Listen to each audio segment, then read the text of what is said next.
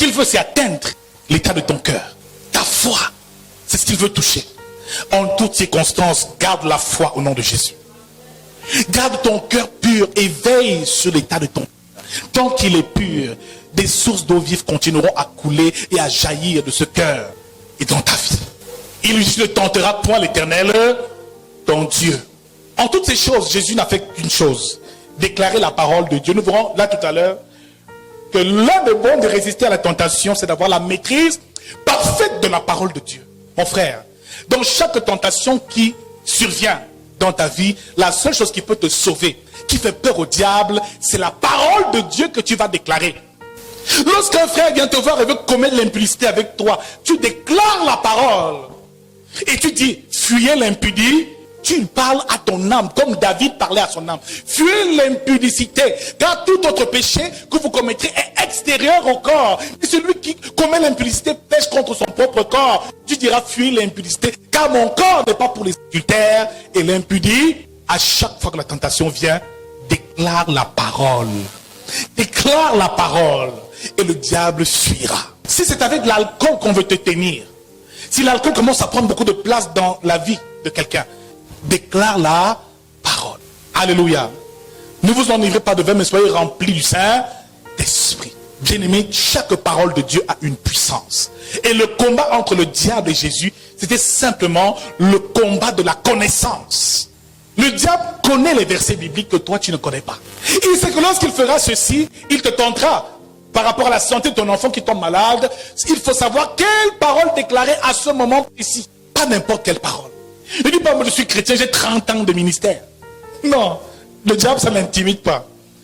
Ne dis pas que je peux parler en langue. Non, parle en langue même toute la vie si tu veux. Ça ne l'intimide pas. Alléluia. Dis non, je prends souvent les temps de jeûne. Non, jeûne même toute ta vie. Ça n'intimide pas le diable. La seule chose qui l'intimide, c'est ta capacité à maîtriser la parole de Dieu.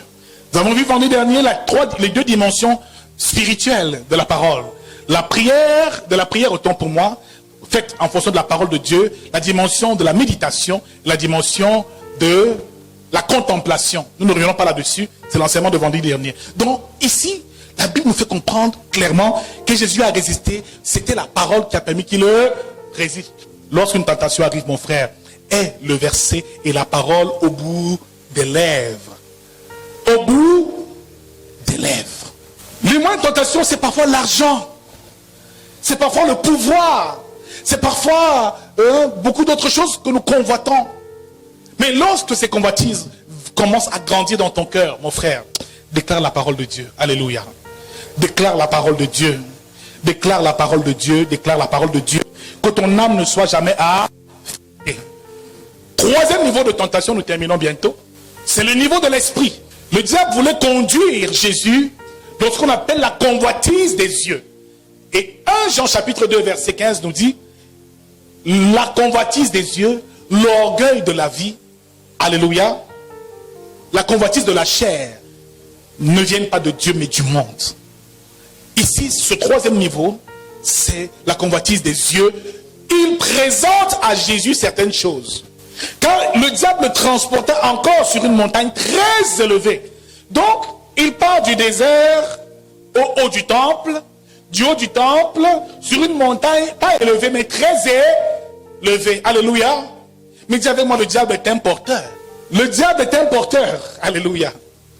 Le diable est celui qui nous conduit apparemment vers cette gloire. Et cette gloire, nous allons l'atteindre au nom de Jésus-Christ. Cette gloire, nous allons l'atteindre. Du désert, il le transporte sur le haut du temple, à la ville sainte. Et du haut du temple, il le transporte sur une montagne très élevée. Donc, il nous transporte même dans les hauteurs. Celui-là, qu'il te transporte, alléluia. Qu'il nous transporte tous ici, au nom de Jésus-Christ. Donc, il est celui qui transporte. Et la Bible, rien ne nous dit ici, que Jésus est après descendu du lieu élevé. Amen. Il va te transporter au nom de Jésus. Maintenant, sur la montagne très élevée, lui montra tous les royaumes du monde et leur gloire. Les yeux. Une des étapes de la tentation, c'est ce que tu regardes. Ce que tes yeux convoitent. La convoitise des yeux. Et tout est fait pour que l'homme convoite. Mon frère. La publicité que tu vois, c'est un outil du diable. Qui t'amène à convoiter certaines choses. Tu commences à convoiter les belles voitures.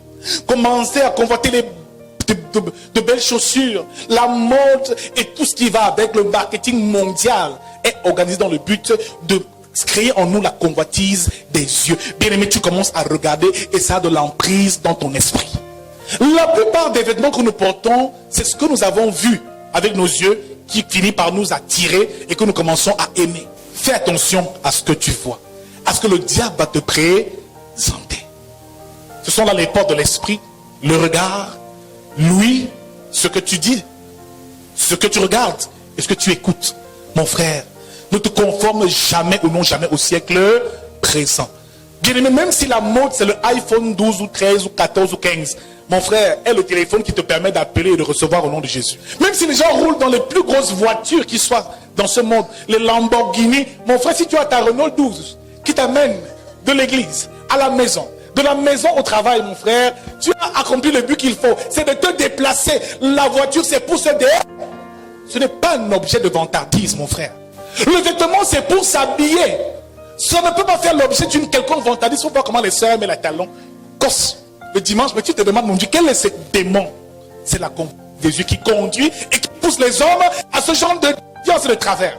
Le vêtement, c'est fait pour t'habiller, ma soeur. Regarde, quelqu'un dit le vêtement est fait pour couvrir ton corps.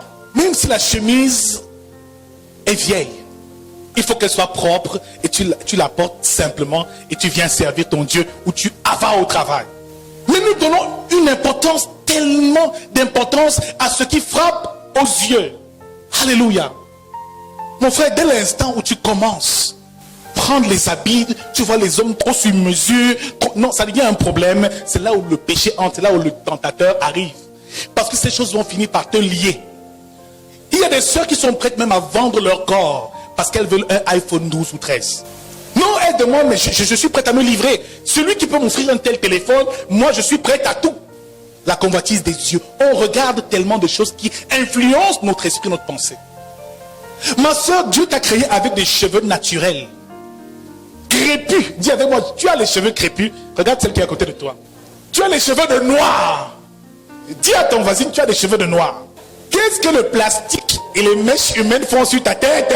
Est-ce que le Seigneur choque quelqu'un ce matin? Qu'est-ce que le plastique? Tu veux prendre feu, et si le feu arrive, tu vas faire comment? Soyons fiers de ce que Dieu nous a. De la couleur de notre peau, tu es noir. Ma soeur, reste noire. Couleur locale. Que ce que tu vois ne t'intimide pas, les hommes, même les femmes brunes. Non, moi, il y a un homme qui m'aimerait avec ma noirceur. Noir et fier de l'être. La convoitise des yeux finit par nous faire à ce que nous attachons à ces choses du monde. Mon frère, quand une soeur n'a pas de lait de toilette, c'est compliqué. Son lait commence à finir. Donc dans 2 jours, il va commencer à noircir. Elle est prête à tout, hein. Dis seulement bonjour, elle te dit pardon, amène-moi où tu vas. Donc le diable sait où il te tient, c'est sur le lait de toilette et le maquillage. Je ne dis pas que ces choses sont mauvaises, absolument. Mais sachons faire toutes choses avec beaucoup de modération et sachons être prudents. Parce que toutes ces choses que le diable nous présente, quand vous voyez même à la télé, hein, toutes les femmes là sont belles dans les séries télévisées. Mon frère, ne crois pas que c'est la réalité. Amen. Maintenant, il y a une mode terrible, c'est terrible. Les hommes avaient les plaquettes de chocolat. C'est même quoi cette affaire? Tous sur les réseaux sociaux, c'est les plaquettes. Les femmes disent, ah, il est sexy. Ça, c'est l'œuvre du diable. On n'est pas tous appelés à avoir les plaquettes de chocolat. Moi, je n'en ai pas. Et ma femme m'aime comme ça.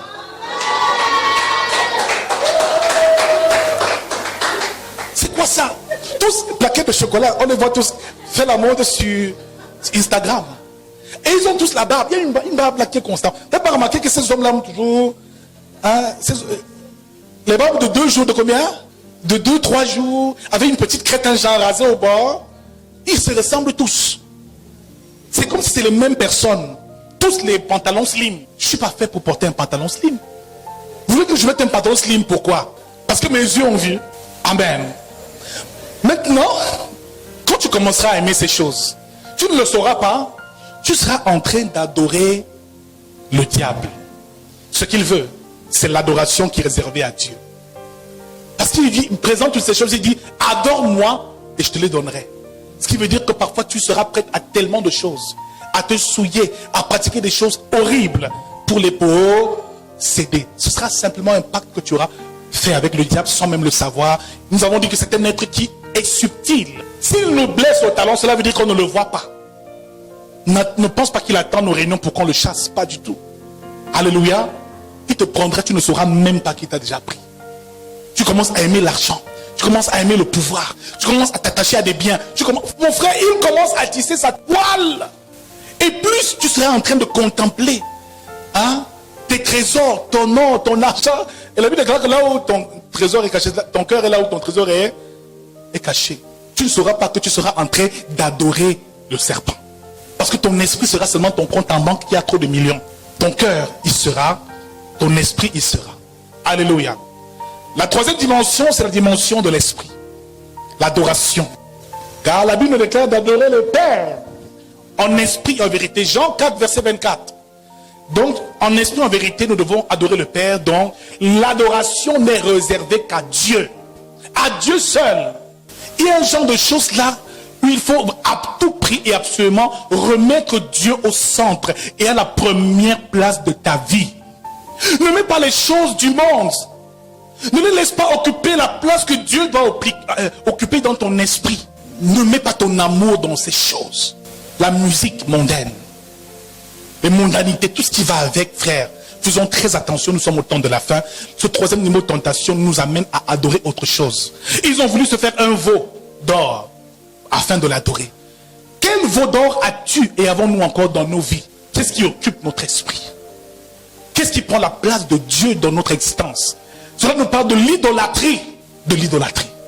Je déclare au nom de Jésus-Christ que seulement le Père, le Seigneur aura ton adoration au nom de Jésus. La Bible nous déclare une chose, c'est que nous devons résister à la tentation. Nous devons même sortir de la tentation. Car bien aimé dans le Seigneur, la tentation est quelque chose de terrible. Et la même Bible nous fait comprendre dans 1 Corinthiens 10 au verset 13 qu'aucune tentation ne vous est survenue qui n'a été humaine, et Dieu qui est fidèle ne permettra pas que vous soyez tentés au-delà de vos forces, mais avec la tentation, il préparera aussi le moyen d'en sortir afin que vous puissiez le supporter. Ce qui veut dire qu'à chaque fois que tu es tenté, Dieu a déjà préparé un moyen pour que tu sortes de cette tentation. Tu ne seras jamais tenté au-dessus de tes forces. Jamais. Jamais au-dessus de ce que tu peux supporter. Si une tentation survient, c'est que Dieu sait qu'en toi, tu as les moyens de supporter cette tentation. De la braver, de la surmonter. Tu as les moyens en toi et les capacités de surmonter les tentations. On ne peut pas être tenté au-delà de nos forces. Maintenant, comment faire pour résister à la tentation? Comment résister à la tentation? Comment résister à la tentation? Jacques chapitre 4, au verset 7 nous dit: soumettez-vous à Dieu et résistez au diable et il fuira loin de vous. Jacques chapitre 4, verset 7. Soumettez-vous à Dieu et résistez au diable, il fuira loin de vous. Nous voulons résister au diable. Mais dans ce texte, Dieu nous enseigne une chose et nous fait comprendre une chose. Avant de pouvoir résister au diable, il faut d'abord, numéro 1, se soumettre à Dieu. Tu ne peux pas résister aux manœuvres du diable, à ces tentations, si tu n'es pas déjà soumis à Dieu. Soumets-toi à Dieu. Obéis à Dieu. Marche selon les principes de Dieu. Sers Dieu fidèlement. Obéis à sa parole et soumets-toi à Dieu. Deuxième phase, résiste. Alléluia. Deuxième fois, résiste. Et nous avons dit ici que la première arme pour résister, c'est la parole. Numéro 1, première arme pour résister au diable, c'est la parole. C'est la seule chose qui fait fuir le diable. La Bible déclare au verset 11, alors le diable le laissa, et voici des anges vinrent auprès de Jésus et le servaient. Pour que le diable te laisse un peu. Qu'il cesse cette tentation multiple dans ta vie. Déclare la parole de Dieu. Alléluia. Déclare la parole. Nous avons dit de se soumettre à Dieu, et ensuite d'avoir la connaissance de la parole de Dieu et la déclarer. Amen. Troisième point, Matthieu 26, 41, il demande aux disciples, veillez et priez afin de ne point tomber en tentation. Car la chair est faible et l'esprit est bien disposé. Troisième clé, veille et prie. Mon frère, il y a des moments où tu ne dois pas dormir la nuit. Quand une tentation survient, mon frère, cesse de dormir toute la nuit, veille un peu. et prie. Amen. Une autre clé qui permet de braver les tentations. Nous revenons peut-être là-dessus les prochaines fois. Veille et prie. Dis à quelqu'un, veille et prie. Alléluia. Déclare la parole, mais veille et prie. Quand tu ressens déjà qu'il y a quelque chose qui commence à trop te prendre la tête, veille et prie. Alléluia. Quatrième point, veille et travaille autant pour moi sur tes faiblesses. Travaille sur tes faiblesses, ce qui veut dire cherche l'équilibre. Trouve un équilibre. Être équilibré veut dire être détaché. Matthieu 19, 16 nous parle du jeune homme riche qui n'était pas détaché de ses biens. Cela est un problème. Si tu n'es pas détaché, tu es encore vulnérable. L'apôtre Paul nous parle aussi du contentement. Car le contentement aussi, c'est important, apprendre à se contenter de ce que nous avons. Et Philippiens 4, au verset 12, nous le dit, j'ai appris à avoir faim, à être rassasié, être dans l'abondance, être dans la disette.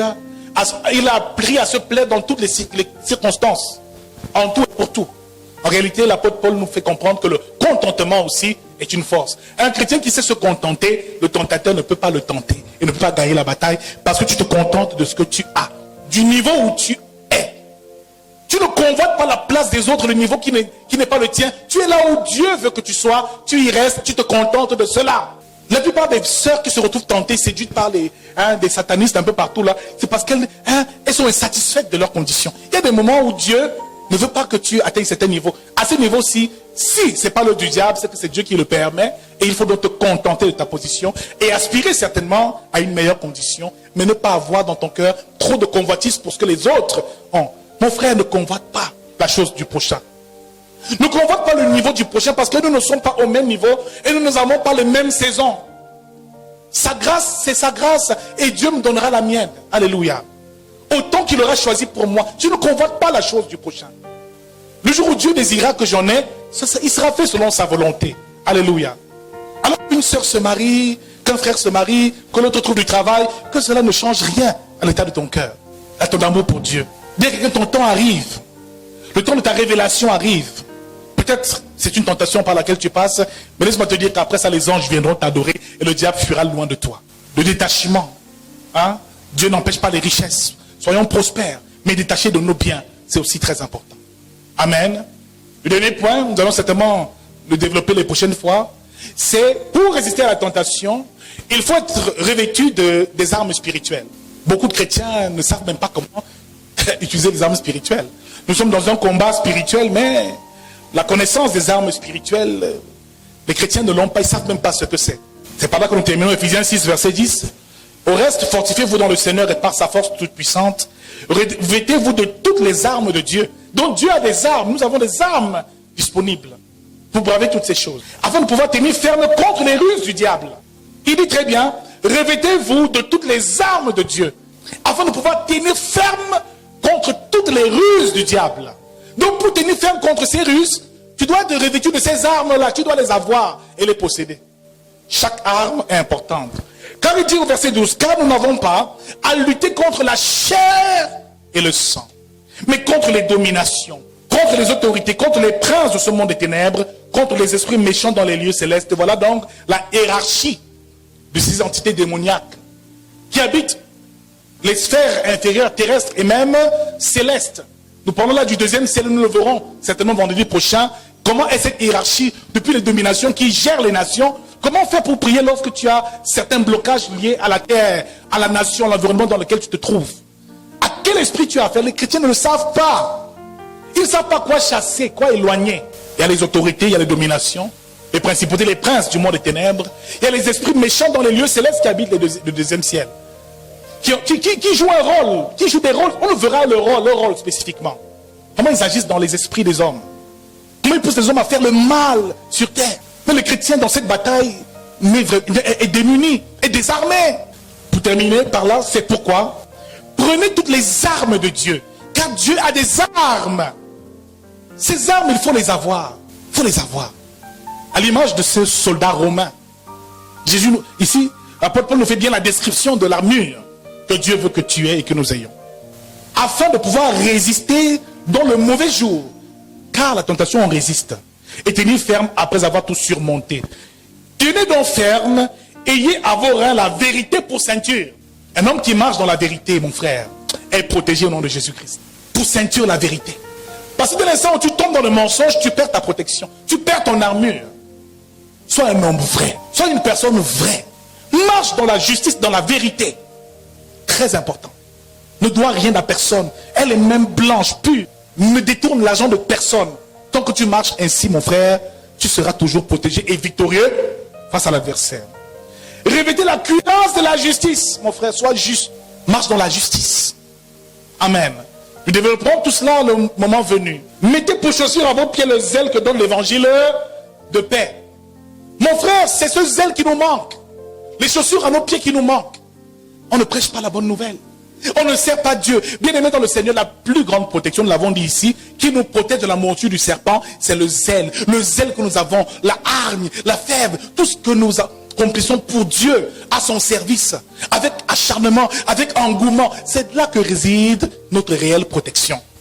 Le jour où tu chantes, tu sers Dieu, il n'y a plus ce zèle, tu es vulnérable. Prie pour que tu sois toujours bouillant au nom de Jésus-Christ. Le zèle ne doit jamais te quitter. S'il te quitte, tu perds tes chaussures. Et le serpent peut te mordre. On termine déjà. Prenez par-dessus tout cela le bouclier de la foi. Donc la foi, en fait, c'est un bouclier de protection. Tant que la foi reste dans ton cœur, mon frère, tu restes inébranlable. Malgré les coups, la foi te prend. Si tu as perdu la foi, c'est terminé. Tu es au sol. Le soldat est au sol.